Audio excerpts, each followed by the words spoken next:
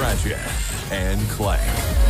Hey everyone, this is Oscar the Movie Guy, and today I'm going to give you a movie review for Ratchet and Clank. Ratchet and Clank is directed by Kevin Munro, and it stars the voices of Bella Thorne, Sylvester Stallone, James Arnold Taylor, John Goodman, David Kai, Paul Giamatti, Rosario Dawson.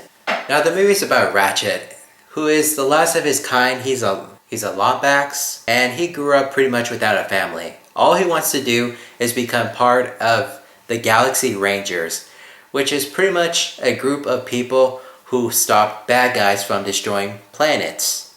But when Ratchet seems like he doesn't have a chance to become one of the Rangers, he meets a robot named Clank, who came from outer space for some reason. Their planet is threatened by Chairman Dirk. It's up to Ratchet and Clank and the Galactic Rangers to stop the chairman in order to stop the chairman from destroying every planet in the Galaxy universe. Now, I never played the Ratchet and Clank video games on the PlayStation 2, PlayStation 3, or the new PlayStation 4 game. I never played either of them, but I have heard that they're fun, entertaining games. Some people grew up with them. I wasn't really planning on seeing this movie in theaters, but it bombed hardly. And you know, I like anime movies, so I saw this in 3D, and I can see why it bombed, because Ratchet and Clank is not a good movie. Okay, let's start off with the good things. One, I really like the voice acting, especially from Paul Giamatti, which sometimes is very unrecognizable. And that's what I really like about anime movies, is that when the voice cast does the voices and you can't recognize them, that's a good thing because they're actually trying.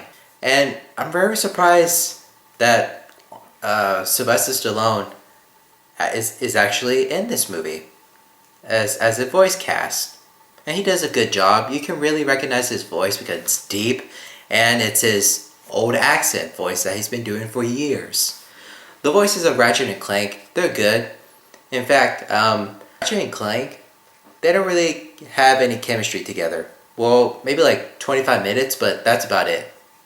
But whenever they do have chemistry, you can tell that they're really good friends. Some of the animation is good. Sometimes it's not that good, but what's really surprising is that it only costs $20 million to make. When it comes to video games adaptations, movies, it could end up very ugly. I can't even say that this is not even a happy or bad ending. The movie really did not feel like a theater release. It felt like a movie like on Netflix or Nickelodeon. The jokes fall flat. Some of the characters are very idiotic.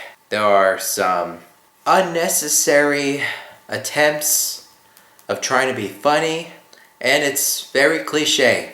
I chuckled only twice during the movie, and that's about it. I did not laugh at all. This film is slow paced, and sometimes it can get a bit of confusing, like why did the character do this, or why did this happen? It could be explained sometimes, but in a very stupid way that you can ever imagine.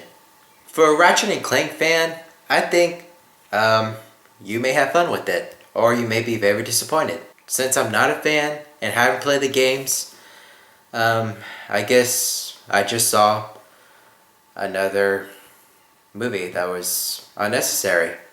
But the best part of this movie was Ratchet and Clank, the two characters. In fact, I'm not even sure who are the original voice cast of the video games of Ratchet and Clank, but I'll try to look it up. Also, I saw this movie in 3D, and the 3D was kind of a waste. The question is, will I be playing the video games after I just saw this movie?